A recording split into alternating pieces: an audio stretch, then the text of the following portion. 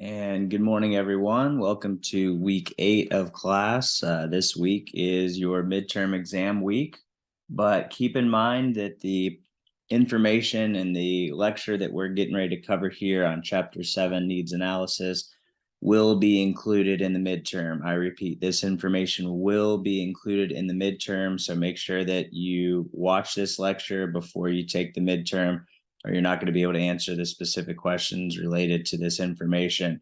More than that, the needs analysis is something that we've been talking about all semester. Getting into sales, you are essentially hoping to fulfill a need or a want from a customer, from a consumer, and that you're going to be able to, again, provide solutions to their needs and wants. And you can't do that unless you understand what the need or the want of that consumer is. So the needs analysis chapter is very important, and building off of what we were talking about last weeks, which was opening the business to consumer relationship and then opening the business to business relationship. Just keep in mind that we are very much going through a progression here of the sales process. And it's important to note because you are going to be going through your own sales process for 2 different projects after the midterm exam in the second part of the semester. So you really need to understand the ins and outs of these different phases of the sales process, but then also understand how you can use these processes to put an implementation for your own project that you're going to be having to complete. And again, you will have 2 different projects where you're going to have to go through the sales process and the sales cycle from start to finish. So this is really important information. If you have questions about any of this, feel free to reach out to me. So we're going to jump right into it. Here are some of the key terms. I'm not going to go through these in detail, but just understand that most of these are types of questions, and we use questions through the sales process. We're not simply just giving information. We are asking questions, and we're hoping to find the right responses from the consumer so that we can then tailor our approach and our responses to ensure that we are, in fact, fulfilling the value that is there for the consumer. So needs analysis, the chapter does a pretty good job. There's a lot of detail in there, so I'm just trying to highlight certain parts of this chapter that I think make that are most important, rather. But when we're talking about needs analysis, as we've already mentioned, we're talking about a process of asking different types of questions to truly identify and understand the consumer, their needs, their desires, their motives, and their problems. If we can answer those things and we can truly identify what these are for the consumer, the customer, then we have an easier time of addressing these, therefore eventually getting the sell. So selling is about providing a solution, right? Or to the wants or the needs of the customer or the consumer. We've mentioned that. You can't provide that solution before you really understand what the wants and the needs are. Certainly, you could have one approach to sales. You could have one message that you're hoping to get across, and maybe you're going to get lucky every now and then by, it just randomly, fitting what the consumer and customer is looking for. But time and time again, in order to be successful, you really need to understand the wants and the needs. Otherwise, you're just going to be spinning your wheels and you're not going to be very effective. It's not about control. It's not about controlling the conversation. It's not about controlling the narrative. It is about listening more. And then finally, once you feel like you understand and you've asked enough questions to fully clarify what the consumer is looking for, then you have the opportunity to respond back with potentially even more questions, such as the ones that you're going to see down here. What are your goals? What are your aspirations? What are you hoping to gain out of this process? The more direct you can be in asking these things, the more direct your responses are going to be too. If you're trying to skate around a question, then you're not going to get a very clear question or response back, or the consumer is going to become disinterested in what you're trying to offer. So asking the right questions also leads to an easier response. We just talked about This is an example of what I talk to when I'm talking to recruits, trying to sign them as professional basketball players. That's the one thing that I'm always going to be asking. There are a series of questions that I always ask to go through my recruiting process, but this isn't a really important one. What are the goals of you in playing professional basketball? What are you hoping to accomplish? What are your aspirations? And sometimes, usually, I'll get a response that says, I'd like to play at the highest level possible, to which we'll respond and we'll say, that's great. We have a lot of experience at all the professional levels. Because we started our own business when we were 23, we had to basically start from the very bottom and work our way up. We've been fortunate that we represent players that have played in the NBA. They've played for their international team, their national team rather. They've been player of the year for USA basketball. So we've seen everything from pretty much the bottom of the bottom to the top of the top. Therefore, we're establishing value, we're establishing credibility, and we're establishing an answer that shows to the client or the potential client that we have what it takes to get them to the highest level possible. So again, a slam dunk answer for how you're fulfilling the needs of the customer and the client.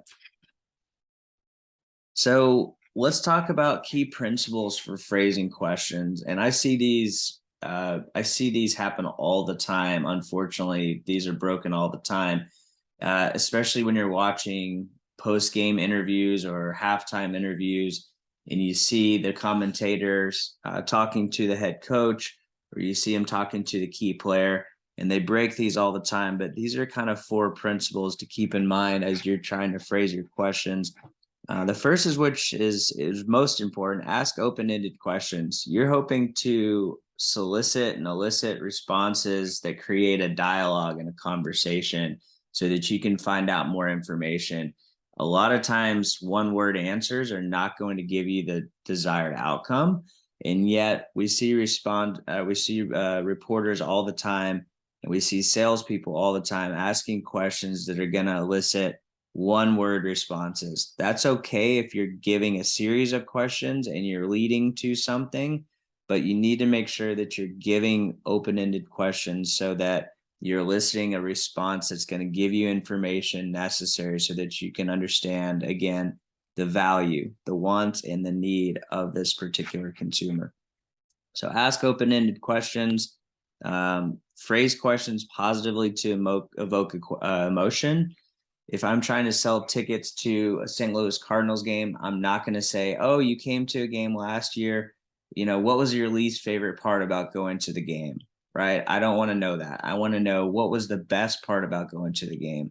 Did the Cardinals win? Yes, the Cardinals won. Oh, great. Who played really well, right? We want to know positive things. We want to ask questions that evoke a positive emotion, so that people are inevitably thinking about the positivity and the good moments that they had while visiting your team or buying tickets or, associating with players, whatever it may be. You want to make sure that you're spinning these things positively, because inevitably, in order to get somebody to buy something from you, you're probably going to have to bring up positive moments in order to get them in the mode, in the zone, to be able to think positively to spend money. Ask questions one idea at a time. You don't want to go through and just have the word vomiting example where you're asking 10 questions in a row, and then the consumer is sitting there and they end up answering one question you ask 10, right? That happens all the time. I've seen that several times where it is, and don't trust the consumer or the customer enough to even ask a 2-part question. Just make sure that you're keeping it easy for them, asking one question at a time, so that truly that they're getting you the answers that you're looking for, one answer at a time as well. And then diversify the question style to provoke an in-depth answer. There are so many different types of sales questions. We're going to talk about, you're going to see that through the chapter. If you look at table 7.5, I bet there's 20 different types of questions that are listed, everything from comparison questions to problem questions to need payoff questions to confirmation questions. There's everything that you could possibly want to ask. And it's important to diversify so that you're not just getting one-word answers, or you're not just getting, beating the same path the entire time, but rather you're covering everything. You're asking different types of questions so that you're keeping the person interested, engaged, and you're getting the responses that you need. So types of questions, as we just talked about, there are many types of questions and they're all necessary. I would highly recommend, firstly, looking at table 7.5 in your textbook, but then practicing using each type of question. And I put hint here. This is very much a hint, not necessarily completely for the midterm, but definitely for the projects that you're going to have to be you're going to have to do at the end of the semester. 2 of those specifically, where you're going to be phrasing your own sales process, going through the process, creating the dialogue for that. So practice using each type. How can you diversify your questioning? Think through that, right? You try to use examples even in your personal relationships. Try to incorporate some of these things so that you're getting familiar with it. And then find out where you're most comfortable. Are you more comfortable asking for feedback? Are you more comfortable asking for hypotheticals? Are you more comfortable asking for confirmation questions? And then which are you least comfortable with? And the ones that you're least comfortable with, chances are you're going to be having to spend more time getting comfortable with those, because it's really important for communication to have different types of questions so that you can elicit different types of responses. Reasons to ask questions. This is really important too. The textbook does a pretty good job about this. Ask questions to maintain or to get responses in different ways, as we just talked about. So one reason to ask a question is to get more information, right? So you say that you want to come to a St. Louis Cardinals game, but I'm really hoping to understand why you want to come to a St. Louis Cardinals game, what level that you're looking to spend, if you're bringing anybody there. So I need to know more information so that we can accurately fulfill the needs and the wants of the consumer. So to get more information, to confirm understanding, to uncover maybe the ideal scenario that's there, to redirect conversation. Maybe you're losing the consumer, you're not successful in driving the responses that you're hoping to get, and so you redirect the conversation to try another approach and try to get further down the sales process that you have initially. To solicit accurate feedback, again, to make sure that you're getting feedback, but to also make sure that you're neutralizing the disposition of your questions by offering the prospect a chance to respond either positively or negatively, hopefully negative or hopefully positively. An example of this would be, do you think we will meet by the end of this week, or do you need more time than that? And try to be very specific with this. Soften suggestions to make it seem like you're not necessarily giving them a demand, but also giving them the opportunity to say yes to a suggestion, and ultimately to gain commitments. And we're not quite there of gaining commitment, but inevitably you're going to get to the point where in the sales process where you need to ask for the sale, right? We talked about that. You get to the point, you have everything, you feel like you've given them a good solution, you gain the commitment by asking for that. So that's an important question to be able to ask. And it says down at the bottom, in law, you're not supposed to lead the witness. I'm sure we've seen enough crime shows where we've seen in a courtroom setting, hey, you're leading the witness, you can't do that. But in sales, you definitely can lead the witness, right? So Jennifer, you're telling me that you would like to come to a St. Louis Cardinal game on Friday. Is this right? You can say that. You can evoke a question to restate and to get the proper information to make sure that everybody's on the same page. You can certainly lead the witness in sales, and I highly recommend you do that. Keys to conversation. Again, they go through this the spin question technique. Probe from generic to specific questions. Don't have generic questions. Have specific questions that you're getting a specific response from. We've gone over this many, many times. Don't interrupt. Listen some more, and then respond once you understand fully. And keep notes if you need to. Keep notes to make sure that you're understanding everything that the consumer and customer is saying. Form the next question based on the customer's response. Don't get caught off guard. So a lot of times, especially as people are new, and this is the issue with scripts and sales, is you'll have your questions that lead through a different cycle or a different process, and you may get a response that doesn't necessarily go along with your script. So in that moment, you have to be able to adjust. So rather than having specifics laid out, you can have different types of questions. So if the customer says yes, then you have this question to ask. If they say no, then you have this question to ask. But in addition to that, you can really just do your research and be on your toes and just ask the questions as they come. The more prepared you are, the more familiar with the process that you are, the easier it's going to be to answer or to ask the next question based off of the response, as opposed to having a predisposition of all your questions. Be conversational and don't interrogate. Remember that you're asking these questions to elicit responses. You're not asking questions to interrogate. You're not asking questions to get short responses. You are hoping to elicit a response that's going to allow you to understand the needs and the wants of the customer so that you can fulfill these needs and these wants and provide value. Focus on quality, not quantity. So make sure that your questions are good questions. Ask yourself your questions before you get on a phone call or before you get in person. Ask your coworkers these questions. Run through different scenarios, run through different exercises to make sure that, again, that you're receiving the responses and that you're asking questions in a flow that makes sense and that will elicit, conversation. Be prepared for common questions, know the answers. Chances are, if you're asking a bunch of questions and you're giving information, you're going to get a lot of questions back. And in fact, if you're not getting questions back, that's usually a sign that the customer or the consumer is not very interested, right? So typically, when I'm going through sales calls for my agency, I will always ask for questions. I will always say, hey, we've covered a lot of information. I've done a lot of talking. I'm really interested if you have any questions for me about the process, about the agency, about myself personally, about your game. I'm happy to speak to any of those and would really welcome your questions. And if they say, oh, I don't really have a whole lot of questions at this point, well, then I'm either going to do one of two things. I'm going to say, okay, that's great. I'm available at any time. If you have any that come up, feel free to reach out.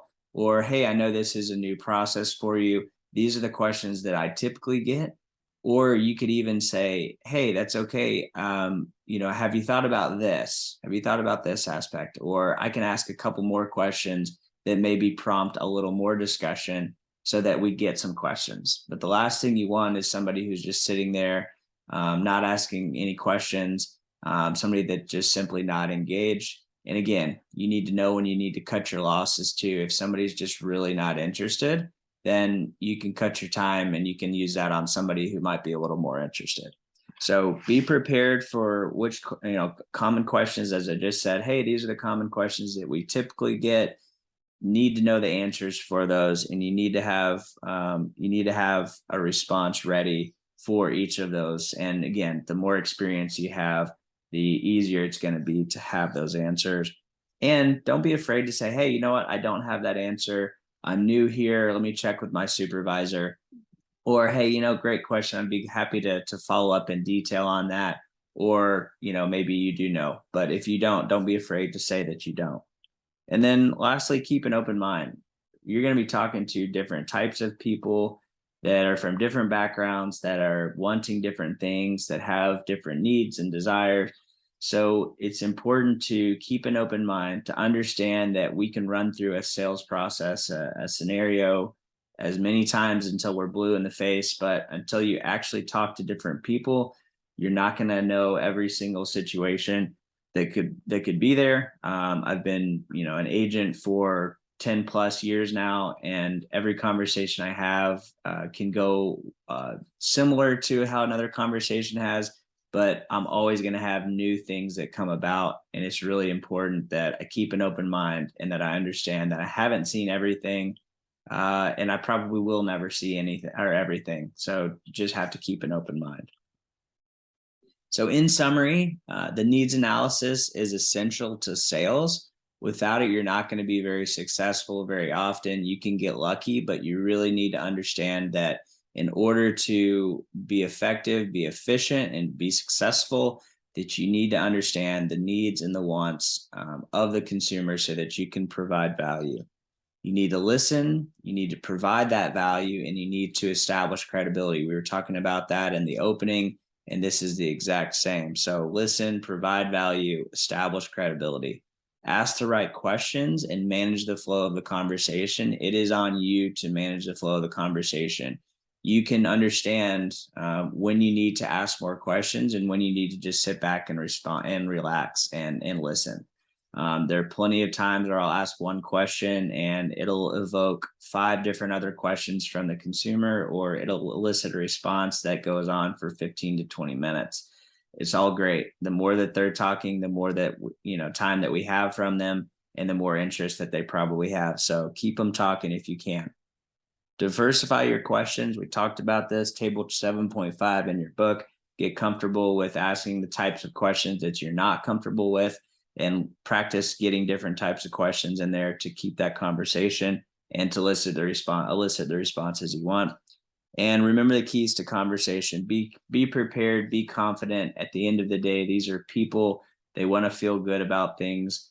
Try to elicit and promote positive responses and reactions. And at the end of the day, understand that this is not life and death. This is something that should be fun. So keep in mind how that is, and give across your confidence and your positivity, because that's going to be very, very important. So as I said at the beginning, this is going to be on the midterm. This information will be, but it'll also be very important as you're going through your 2 projects at the end of the semester. So take time, read through this chapter, listen to the lecture, and ask any questions that you might have. Thanks so much, and hope you have a great week.